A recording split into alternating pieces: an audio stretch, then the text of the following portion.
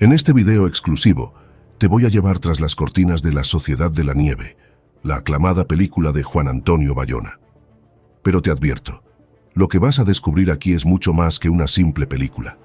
¿Crees saber todo sobre esta película? Piénsalo de nuevo. Te revelaré los hechos reales que inspiraron esta impactante historia, y eso es solo el comienzo. Te sumergiré en curiosidades y detalles fascinantes, no solo del rodaje y sus cameos, sino datos, detalles y curiosidades que no fueron incluidos en el guión y que harán que veas La Sociedad de la Nieve con otros ojos. Porque no todo es como lo pintan en la pantalla grande. Hay aspectos que han dejado a los supervivientes insatisfechos, secretos que no reflejan sus verdaderas emociones y experiencias.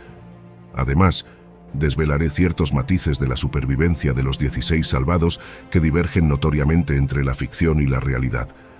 Te invito a quedarte hasta el final de este video para conocer muchas cosas curiosas que ocurrieron en la realidad y que la película no te cuenta. Y acompáñanos en esta aventura de conocimiento y curiosidades.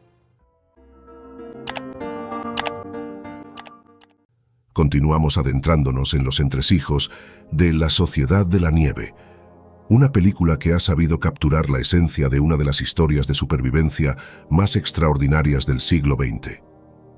La Sociedad de la Nieve es un largometraje español bajo la dirección de Juan Antonio Bayona, que relata la odisea de los 16 sobrevivientes del siniestro aéreo de los Andes en 1972. Basada en la obra literaria de Pablo Bierzi, la película ha cosechado un éxito de crítica y público en Netflix, obteniendo doble nominación en los premios Oscar como Mejor Filme Internacional. El 13 de octubre de 1972, el vuelo 571, transportando al equipo de rugby Old Christians Club de Montevideo, despegó de Uruguay rumbo a Chile para un partido contra el Old Boys Club de Santiago, sin presagiar que enfrentarían la prueba más ardua de sus vidas: sobrevivir en las gélidas montañas andinas. Tras 72 días, 16 individuos emergieron milagrosamente de este infortunio, convirtiéndose en emblemas de cómo la solidaridad y la camaradería pueden triunfar ante adversidades extremas. La película está repleta de referencias, apariciones especiales y datos que difieren de los eventos reales. La producción de la película se llevó a cabo en 2022, aunque Bayona había dedicado una década a su planeación desde que leyó el libro de Bierzi, durante la preparación de Lo Imposible, un drama de supervivencia sobre una familia atrapada en un tsunami en Tailandia. El libro le resultó tan conmovedor y optimista que se obsesionó con adaptarlo al cine, posponiendo el proyecto para lograr la mayor fidelidad posible en español. A pesar de las reticencias de Hollywood en financiar películas en español, Netflix finalmente proporcionó los 70 millones de dólares necesarios para su realización. Una anécdota destacada es que, meses antes del estreno, Bayona organizó una proyección especial para José Luis Inciarte, uno de los supervivientes gravemente enfermo. Inciarte falleció en julio de 2023 a los 75 años. Los desafíos de la producción fueron titánicos. Imagínate el esfuerzo físico y emocional requerido para representar una tragedia tan intensa. Los actores no solo tuvieron que someterse a una dieta estricta, la mayoría perdió alrededor de 20 kilos, pero especialmente duro fue para Enzo Bogrinčić, el actor que interpretó a Numa Turcati.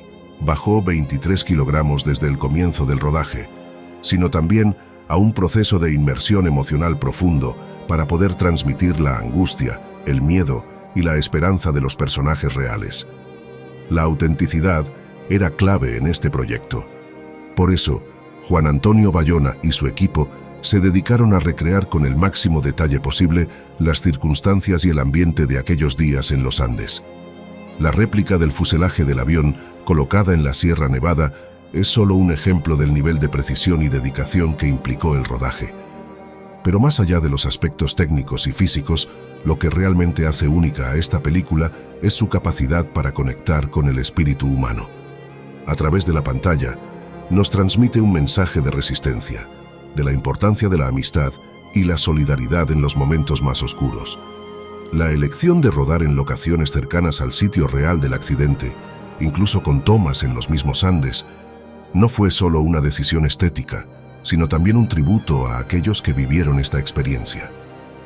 Este respeto por la historia y sus protagonistas es palpable en cada escena, en cada plano de la película. La meticulosa planificación y ejecución del rodaje de La Sociedad de la Nieve refleja el compromiso del equipo de producción para recrear con fidelidad los desafíos enfrentados por los supervivientes del trágico vuelo de 1972.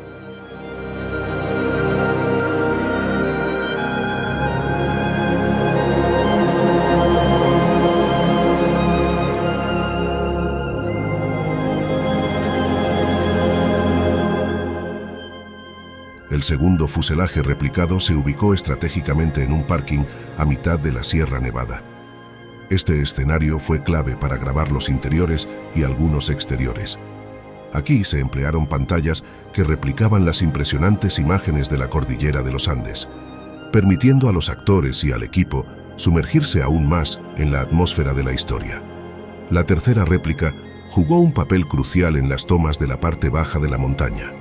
En esta zona, donde la nieve natural era inexistente, se cubrió el fuselaje con nieve falsa, logrando así una continuidad visual impresionante para la película. El rodaje fue una verdadera prueba de resistencia y determinación para todos los involucrados. Se extendió a lo largo de 141 días, durante los cuales el equipo tuvo que enfrentarse al frío extremo, al hambre y a la falta de oxígeno debido a la altitud.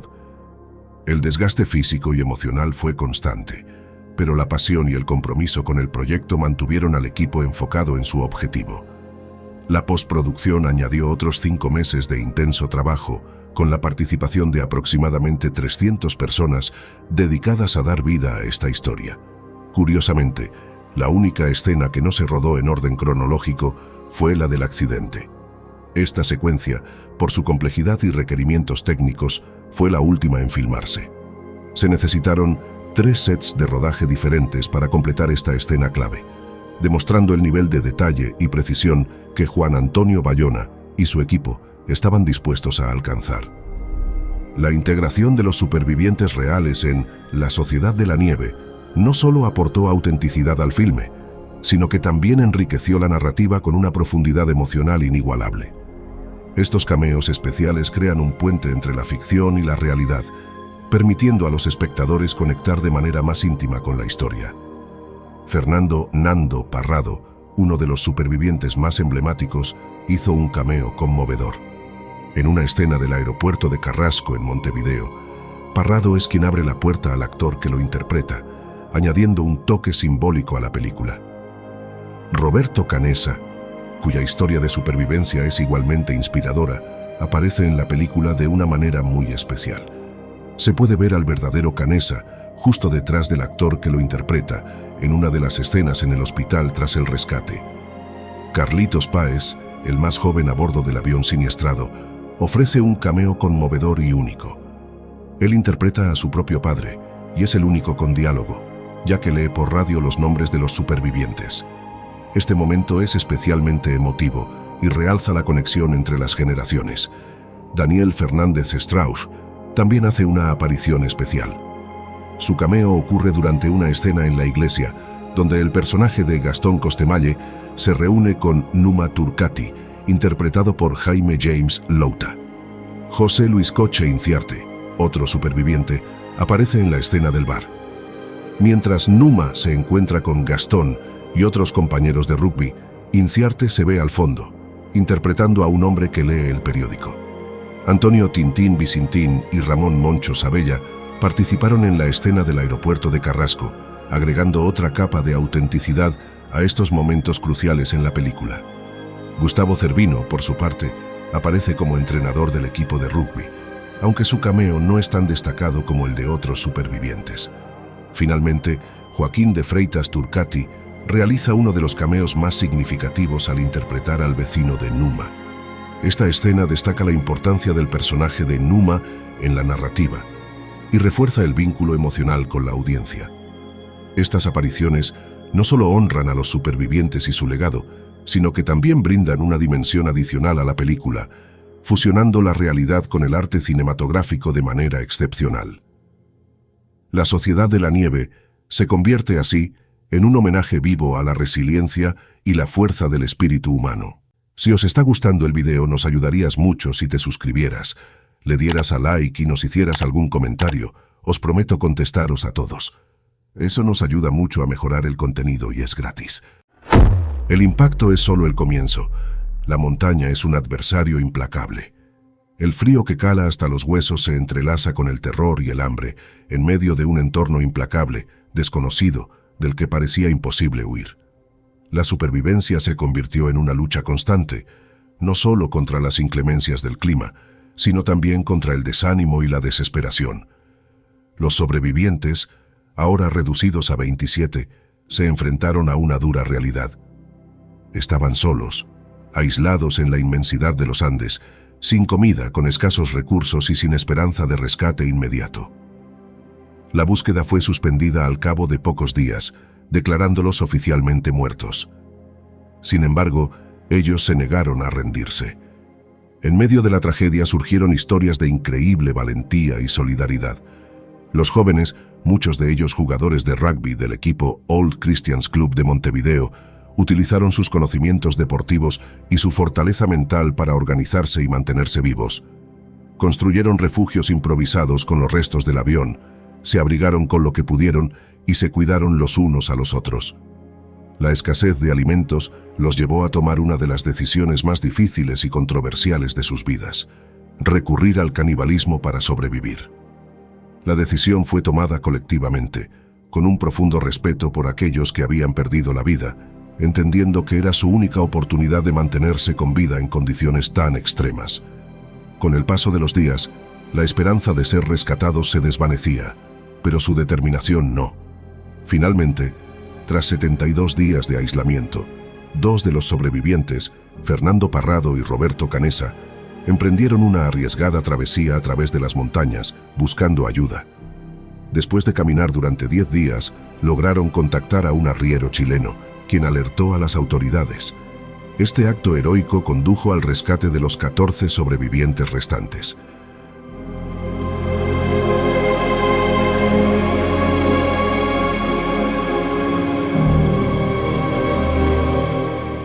La historia de la tragedia de los Andes es un testimonio de la resistencia humana, un recordatorio de hasta dónde puede llegar el espíritu de supervivencia en las circunstancias más adversas. La odisea de estos hombres, marcada por el sufrimiento, la solidaridad y la esperanza, sigue resonando en el mundo entero, inspirando a generaciones con su inquebrantable voluntad de vivir.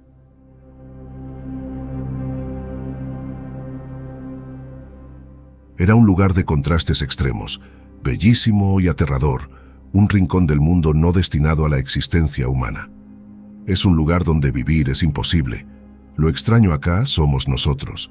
Palabras dichas por Numa, uno de los protagonistas de La Sociedad de la Nieve. Nos quiere decir que, donde aterrizó el avión, es un lugar donde vivir es imposible por sus condiciones meteorológicas, y que lo extraño, efectivamente, son ellos, porque no deberían estar allí. La narrativa de aquellos que despertaron en esa realidad, como relataron algunos supervivientes años más tarde, fue un desafío a la adversidad, un resonante sí en respuesta al no rotundo del destino.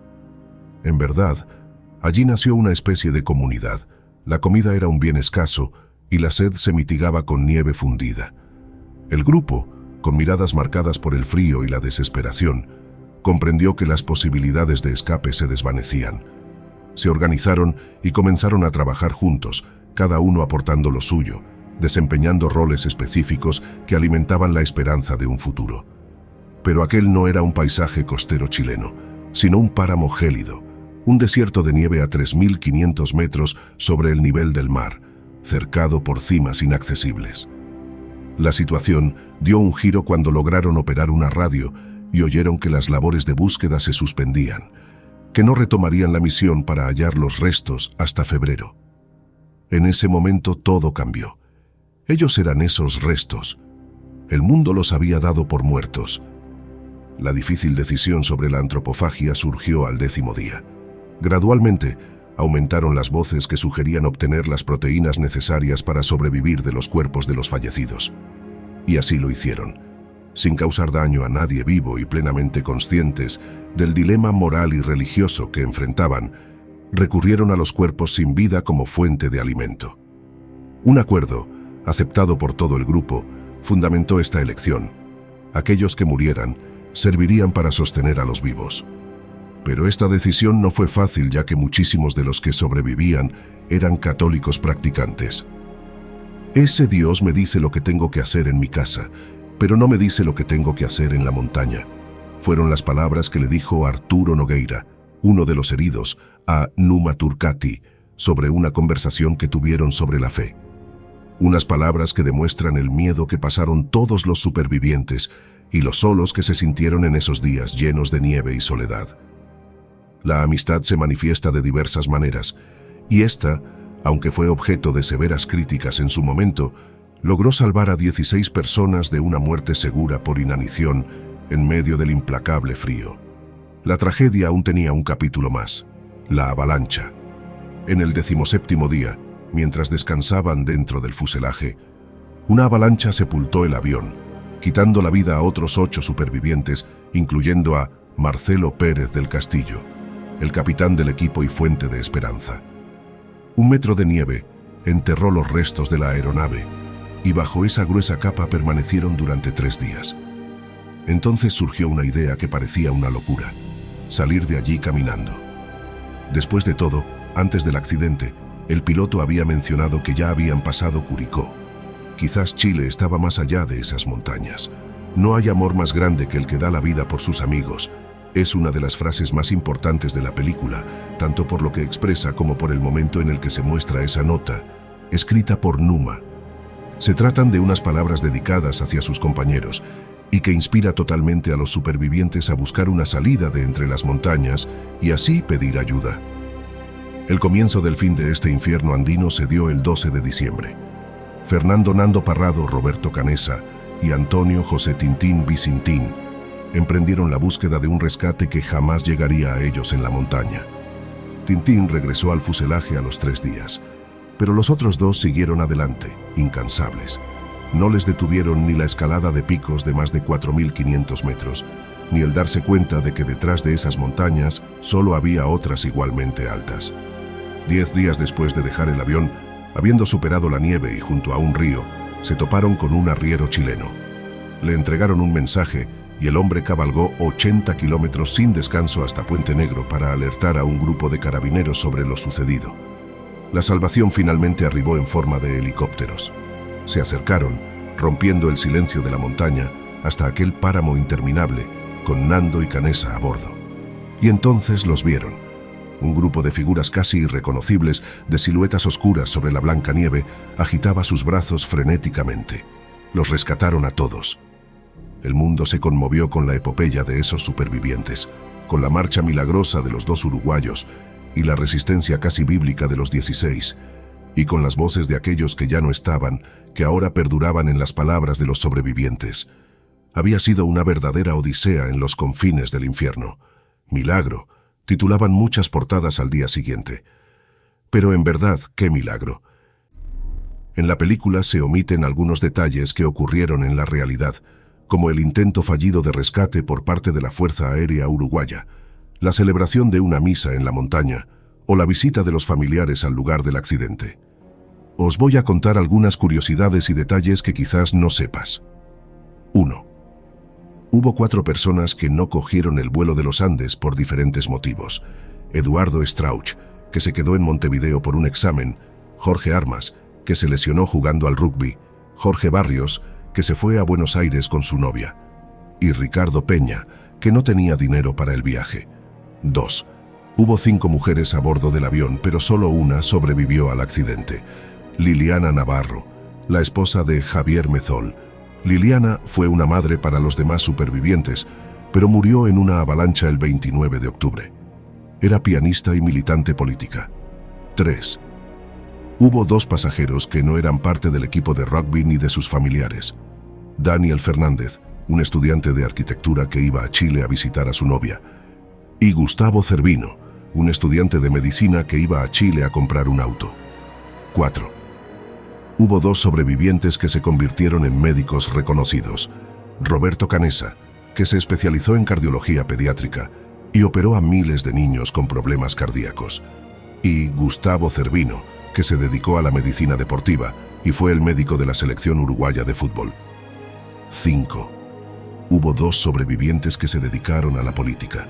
Carlos Páez, que fue diputado por el Partido Nacional entre 1995 y 2000, y Roy Harley, que fue intendente de Maldonado entre 2000 y 2005. 6. Otra cosa que ocurrió en los Andes fue que algunos de los supervivientes sufrieron amputaciones de sus extremidades por la gangrena. La gangrena es una infección grave que se produce cuando los tejidos mueren por falta de riego sanguíneo. Los supervivientes no tenían medicinas ni instrumentos para tratarla, así que tuvieron que cortar los dedos, las manos o los pies de algunos de sus compañeros con cuchillos o tijeras. Algunos de ellos se autoamputaron sus propios dedos congelados. Estas operaciones fueron muy dolorosas y sangrientas, y algunas veces resultaron fatales. 7. En la película, el piloto del avión sobrevive al accidente y tiene un papel importante en la organización de los supervivientes. En la realidad, el piloto murió en el impacto y el copiloto quedó atrapado en su asiento, pidiendo que le dispararan, pero los pasajeros se negaron y murió al día siguiente. 8. En la película solo hay un rescate en helicóptero que recoge a todos los supervivientes a la vez. En la realidad, hubo 2 rescates, separados por un día, en los que se llevaron a la mitad de los supervivientes cada vez. También hay algunas cosas extrañas que sucedieron en los Andes que quizás la gente no conozca. 1. Según el libro de Pablo Bierzi, La Sociedad de la Nieve, hubo un intento fallido de rescate por parte de la Fuerza Aérea Uruguaya. El 12 de diciembre de 1972, un día antes de que Nando Parrado y Roberto Canessa encontraran al arriero chileno. Un avión militar sobrevoló la zona del accidente, pero no vio a los supervivientes ni sus señales. Los supervivientes oyeron el ruido del avión, pero no pudieron verlo por la niebla. 3. En la realidad, hubo una misa celebrada en la montaña el 18 de octubre de 1972, 5 días después del accidente. El padre Carlos Nicola, uno de los pasajeros fallecidos, había llevado consigo una hostia y un pequeño cáliz. Los supervivientes encontraron estos objetos entre sus pertenencias y decidieron celebrar una misa en su memoria. Fue un momento de mucha emoción y fe para ellos. 4. En 1998 se encontraron los restos de un avión Avro Tudor 4 en los Andes, cerca de la frontera entre Chile y Argentina. Este avión había desaparecido en 1947 y pertenecía a la misma compañía que los aviones Star Tiger y Star Ariel, que también desaparecieron en el Triángulo de las Bermudas en 1948 y 1949, respectivamente. Estos 3 aviones forman parte de los misteriosos incidentes ocurridos en el Triángulo de las Bermudas. Hemos comenzado dando un repaso sobre las curiosidades de la película, cómo se hizo y sus peculiaridades, dónde se rodó y algunos detalles de su desarrollo, una breve sinopsis de la tragedia de los Andes, continuando por los detalles de la supervivencia, sin adentrarnos en temas morbosos y escabrosos por todos conocidos. Hemos pasado por encima de las palabras de los supervivientes, que demuestran sus sentimientos. También hemos repasado algunas diferencias entre la película y la realidad, y hecho hincapié en curiosidades y detalles que no salen en la película, y que probablemente no son muy conocidos por el público en general. Mi valoración personal es que esta historia de dolor y supervivencia es una representación auténtica de la resiliencia humana. La película ofrece una reflexión profunda sobre la condición humana y los extraordinarios actos de coraje y solidaridad que pueden surgir en los momentos más oscuros. Es una película que no solo entretiene, sino que también te conmueve y provoca una profunda introspección sobre lo que significa ser humano en circunstancias extremas. Pero yo quiero saber, ¿tú qué opinas? ¿Qué te ha parecido el video? ¿Qué te ha impresionado más de la historia? ¿Qué has aprendido de los supervivientes? ¿Qué te pareció la película? Déjanos en los comentarios qué curiosidad te resultó más interesante o impactante. Tal vez tienes otras curiosidades que no aparecieron en el video. Por favor, coméntalas, cuéntanos también. Si llegaste hasta aquí, te lo agradezco enormemente. Recuerda que, si te gustan mis videos, me puedes dejar un like y me puedes ayudar compartiendo el video y suscribiéndote a mi canal. Hasta la próxima, amigos.